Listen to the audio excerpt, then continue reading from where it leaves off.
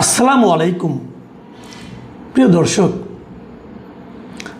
ভারতের আনুষ্ঠানিক যে অবস্থানটা, মানে শেখ হাসিনা দেশে আসতে পারবেন কিনা, ভারত তাকে ফেরত পাঠাবে কিনা, অথবা ভারতের অনুমতি ছাড়াই শেখ হাসিনা নিজে নিজে চলে আসতে পারবেন কিনা, এটা নিয়ে শেখ হাসিনাও কিছু কথা বলেছেন।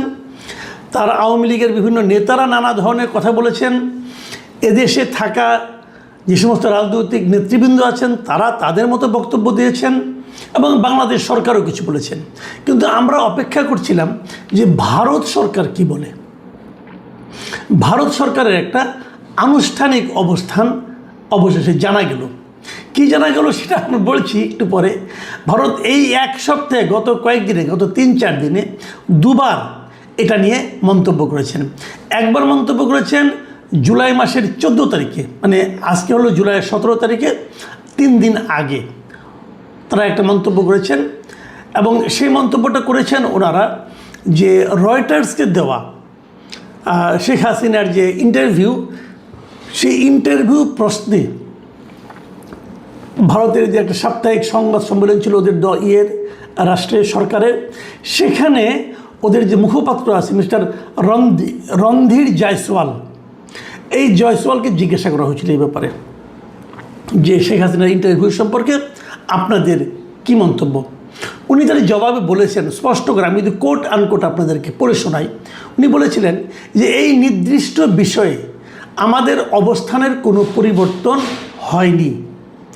যে কোনো প্রত্যর্পণের বিষয়ই মূলত একটি আইনি বিষয় এবং এই ক্ষেত্রটিতেও আইনি ও বিচারিক প্রক্রিয়া অনুযায়ী ব্যবস্থা নেওয়া হবে। কি বুঝলেন? আমি তেমন কিছু বুঝিনি, আমার ধারণা আপনারাও বুঝেননি। এই কারণে এটা হলো কূটনীতির ভাষা। কূটনীতিকরা এমনভাবে কথা বলেন যে কথার এদিকেও অর্থ হয় ওদিকেও অর্থ হয়। পরবর্তী সময়ে যখন তাকে জিজ্ঞাসা করে ভাই এটা আপনি কী বললেন, সে তার সুবিধা অনুযায়ী একটা ব্যাখ্যা দিয়ে দেয়। এটা কূটনীতিক ভাষা। এটা হওয়া উচিত অথবা এটা হতে পারে, আমরা আমাদের নীতি থেকে সরিয়ে নিই। নীতিটা কি তা বলে না, আমরা আমাদের নীতি থেকে সরিয়ে নিই, আইন ও বিচারিক প্রক্রিয়া অনুযায়ী ব্যবস্থা নেওয়া হবে। তা আইনি ব্যবস্থাটা কি, বিচারিক ব্যবস্থাটা কি, তা কেউ জানে না। কিন্তু সেটা আবার এক একবার সময় এক এক রকম ব্যাখ্যা হয়। আচ্ছা ঠিক আছে, এটা 14 তারিখের বক্তব্য। সর্বশেষ ওরা করে কি, ওদের যে আপনার পররাষ্ট্র মন্ত্রণালয় আছে প্রতি 2 সপ্তাহ পর পর পাক্ষিক একটা প্রেস ব্রিফিং করে রাষ্ট্রের পক্ষ থেকে, সরকারের পক্ষ থেকে। সেখানে বিভিন্ন ধরনের সাংবাদিকরা থাকে। সেরকম একটা ব্রিফিং হয়েছে, দ্বিসাপ্তাহিক ব্রিফিং যেটাকে বলে, ব্রিফিং হয়েছে আজকে, মানে আজকে 17 জুলাই। সেই ব্রিফিংয়ে তাকে আবার সাংবাদিকরা জিজ্ঞাসা করেছে যে শেখ হাসিনার ব্যাপারটা আপনারা কী করছেন অথবা কী করবেন। এবার উনি কী বলেছেন? একই কথা বলেছেন। এবার উনি বলেছেন যে বাংলাদেশের পাঠানো যে প্রত্যর্পণ অনুরোধ আছে, বাংলাদেশে কিন্তু পররাষ্ট্র মন্ত্রণালয় বলছেন যে তারা ভারতকে শেখ হাসিনাকে ফেরত দেওয়ার জন্য চিঠি দিয়েছেন। বাংলাদেশের সঙ্গে ভারতের একটা প্রত্যর্পণ চুক্তি আছে, সেই চুক্তি অনুযায়ী তারা একটা চিঠি লিখেছেন যে আপনারা শেখ হাসিনাকে আমাদের কাছে ফেরত পাঠান। এবং সেই অনুরোধের ব্যাপারটা উনি বলেছেন যে বাংলাদেশের যে চিঠিটা তাদেরকে পাঠিয়েছে সেই অনুরোধের ব্যাপারে ভারত সংশ্লিষ্ট আইনি কাঠামো ও দ্বিপাক্ষিক প্রত্যর্পণ চুক্তির আইনি বাধ্যবাধকতা মাথায় রেখে পুঙ্খানুপুঙ্খভাবে পর্যালোচনা করা হচ্ছে। মানে তারা এখনও সেটা পর্যালোচনা করছে, পুঙ্খানুপুঙ্খভাবে পর্যালোচনা করছে। তার মানে কিছুই বুঝলাম না। তারা কি নিজেরা পাঠাবেন ধরে বেঁধে? তারা কি বাংলাদেশের অনুরোধকে অনার করবেন? অথবা তারা কি শেখ হাসিনার যে ইচ্ছা সেই ইচ্ছাকে সম্মান দেখে ওনাকে ছেড়ে দিবেন? কারণ প্রত্যর্পণ চুক্তিটা কখন হয় ভেবে দেখুন একবার। ধরেন আমাদের কোনো একজন ব্যক্তি ওদের এখানে গ্রেফতার হয়ে গেল, আমাদের কোনো একজন আসামি হতে পারে অথবা আমাদের কোনো অপরাধী হতে পারে, বেআইনিভাবে ওখানে প্রবেশ করেছে, তাকে ওনারা গ্রেপ্তার করলেন। সেই গ্রেপ্তারকৃত ব্যক্তির সঙ্গে আমাদের সরকারের যে চাহিদা অনুযায়ী এক ধরনের এটা হলো প্রত্যর্পণের ধারা। তো শেখ হাসিনা কি গ্রেপ্তার হয়েছেন? শেখ হাসিনা তো গ্রেপ্তার হননি। শেখ হাসিনা যখন ভারতের মাটিতে নেমেছেন তখন তো ভারতীয় সরকার ওনাকে অভ্যর্থনা দিয়েছেন, ওনাকে গ্রহণ করেছেন সম্মানের সাথে।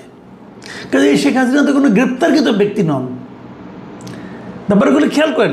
কাজেই তার সঙ্গে প্রত্যর্পণ চুক্তিটা কীভাবে হবে? তবে দেখেন, আমি আরেকটা কথা বলি, আমাদের সঙ্গে ভারতের যে প্রত্যর্পণ চুক্তিটা আছে, একটা চুক্তি আছে, কিন্তু সেই চুক্তিতে কিন্তু একটা ধারা আছে।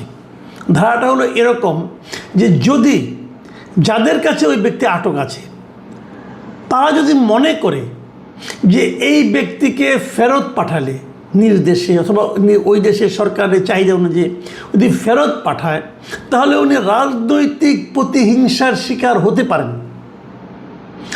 যদি তারা মনে করে, প্রমাণ করার কোনো ব্যাপার নাই, কিন্তু যদি তারা মনে করে তাহলে তারা এই চুক্তির এই ধারা অনুযায়ী তাকে নাও পাঠাতে পারে। তার মানে ওনাকে বাংলাদেশ চেয়েছে, তার মানে তারা পাঠাতে বাধ্য, বিষয়টা কিন্তু সেরকম নয়, তারা নাও পাঠাতে পারে।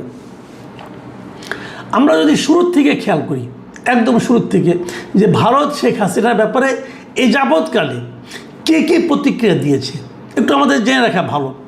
2024-এর 5ই অগাস্ট শেখ হাসিনা ভারতে গিয়েছিলেন। আবার মনে করুন, ওনাকে আমরা বলছি, অনেকে বলছে পালিয়ে গিয়েছিলেন, অনেকে বলছে পাঠিয়ে দেওয়া হয়েছিল। বাস্তবতাটা আরেকবার আমি আপনাদেরকে ক্লিয়ার করি। উনি নিজে হেঁটে গিয়েছেন, যে হেলিকপ্টারে উঠেছেন, ওনাকে কেউ চ্যাংদোলা করে নিয়ে যায় না কিন্তু। তার মানে ওইটুক দেখে মনে হতে পারে উনি যাচ্ছেন স্বেচ্ছায়। তারপর হলো উনি কেন যাচ্ছেন এটা কিন্তু আমরা জানি না, ওনাকে কি বলা হয়েছিল তাও আমি জানি না। শেখ হাসিনা নাকি কার সঙ্গে বলেছেন শুনলাম আমি এর মধ্যে, যে ওনাকে নাকি বলা হয়েছিল আপনাকে টুঙ্গিপাড়া নিয়ে যাওয়া হচ্ছে। আমি জানি না একটি সত্য মিথ্যা, তো যাই হোক উনি গিয়েছেন, প্লেনে উঠেছেন। সেই প্লেনটা কে চালিয়েছে? বাংলাদেশের সেনাবাহিনীরই অথবা বিমান বাহিনীর অথবা সশস্ত্র বাহিনীর কোনো একজন পাইলট চালিয়েছে। তো উনি যদি চালান তাহলে শেখ হাসিনাকে উনি বলেছেন আর ওনারা তার অর্ডার ফলো করেছেন? যে লোক পালিয়ে যায় তার অর্ডার কি তখন সেনাবাহিনী ফলো করে? তাহলে ওনাকে নিয়ে গেল, নিয়ে যাওয়ার পর কোথায় নিয়ে গেল? দেশের বাইরে নিয়ে গেল। আমাদের দেশের আকাশসীমা পার হয়ে অন্য দেশের আকাশসীমায় আমাদের হেলিকপ্টার গেল। কেন গেল? আমি প্রশ্নগুলি করছি কিন্তু কেবল, আপনারাও এই প্রশ্নগুলো বারবার উচ্চারণ করবেন, তাহলে হয়তো একটা সমাধান পাবেন। কেন গেল ওই দেশে? আমি আমার হেলিকপ্টার, ওরা যদি ভিন দেশি হেলিকপ্টার হিসাব করে গুলি করতো তাহলে তো আমার হেলিকপ্টারটা মূল্যবান একটা জিনিস ধ্বংস হয়ে যেত, তাই না? শেখ হাসিনা শেখ রানা খারাপ লোক বুঝলাম, কিন্তু হেলিকপ্টারটা তো একটা গুরুত্বপূর্ণ জিনিস, আমাদের সম্পত্তি। তার মানে আপনারা আলাপ করে গেছেন, আপনারা যেখানে যাচ্ছেন তাদের সঙ্গে কথা বলেছেন যে আমরা ওনাকে পাঠাচ্ছি। তাহলে উনি পালালেন নাকি আপনারা পাঠালেন? প্রশ্নগুলো খেয়াল করুন। আবার উনি এখানে গিয়েছেন কী হিসেবে গিয়েছেন?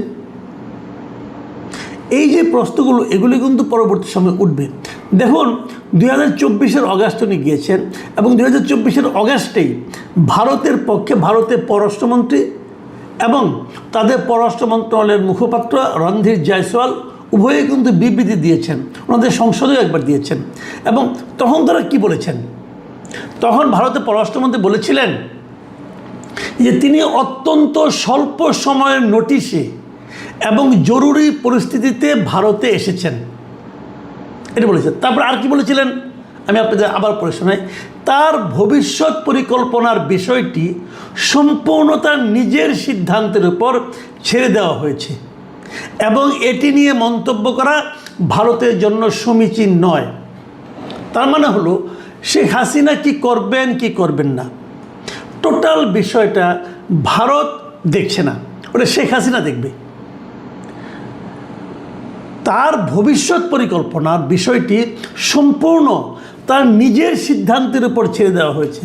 এটা কিন্তু ভারতের খোদ পররাষ্ট্রমন্ত্রী এস জয়শঙ্কর বলেছিলেন। তার মানে শেখ হাসিনার ভবিষ্যৎ বিষয়টা শেখ হাসিনার উপর। শেখ হাসিনা যদি বলেন যে আমি এখন চলে যাব, ভারত থেকে আটকাবে না, তখন আটকাবে কেন? পররাষ্ট্রমন্ত্রী নিজেই বলেছেন যে ওনার সিদ্ধান্ত ওনার উপর। এবং তারপরে এটাও বলেছেন যে এটি নিয়ে মন্তব্য করা ভারতের জন্য সমীচীন নয়, ভারত কোনো মন্তব্যই করবে না।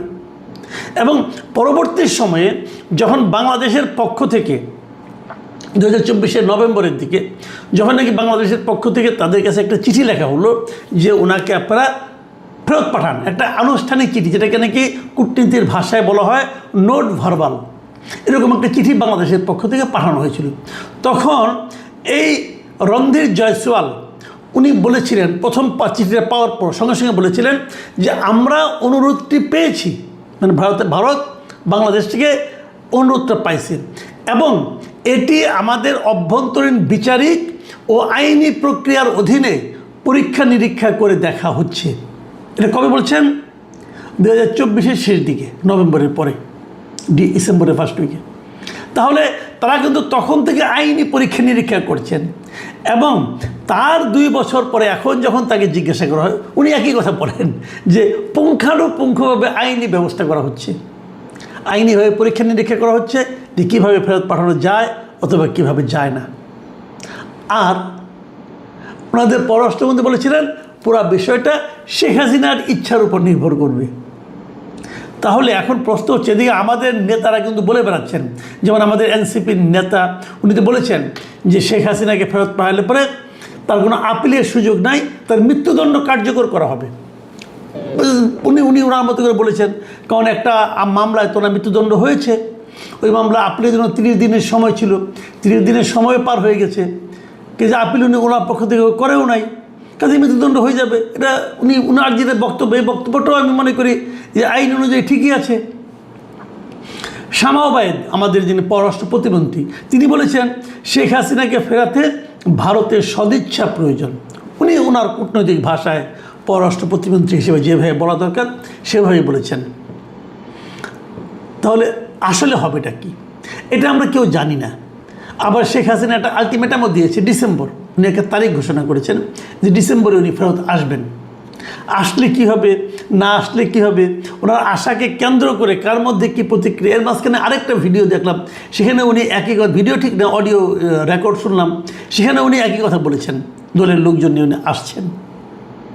কি হবে আসলে ব্যাপারটা নিয়ে আমরা কেউ জানি না। তবে আমি আজকে ওনার আসলে পরে ওনার রাজনীতির কী ভবিষ্যৎ হবে, এবং যেভাবে নাহিদ ইসলাম বলছেন যে আসবে সঙ্গে সঙ্গে ধরে নিয়ে যে ফাঁসিতে ঝুলাই দিবে, বিষয়টা কি এতই সহজ কি না সেটাও আমার কাছে কিন্তু ক্লিয়ার না। কারণ এই দেশের নাহিদ ইসলাম হয়তো ওনার দলের শক্তির সঙ্গে তুলনা করে চিন্তা করেছেন যে আমার দলের যে শক্তি যদি এরকম হয় তাহলে কী হতে পারত। কিন্তু নাহিদ ইসলামের পক্ষে কি কল্পনা করা সম্ভব যে এনসিপির শক্তির সঙ্গে আওয়ামী লীগের শক্তির কত পার্থক্য? মনে হয় না। সেই কী হবে বলা বড় কঠিন। তবে ভারত কি ভাবছে সেটাও কিন্তু কিছু বুঝিনি। তবে ভারত সহজভাবে কিছু বলছে না। সহজভাবে যখন কিছু না বলে, একটা সহজ প্রশ্নের যখন নাকি অস্পষ্ট উত্তর আসে, তখনই কিন্তু মানুষের সন্দেহটা বাড়ে। প্রিয় দর্শক, আমরা চলুন সন্দেহ নিয়ে আগামী কয়েকটা দিন পার করি। আল্লাহ হাফেজ।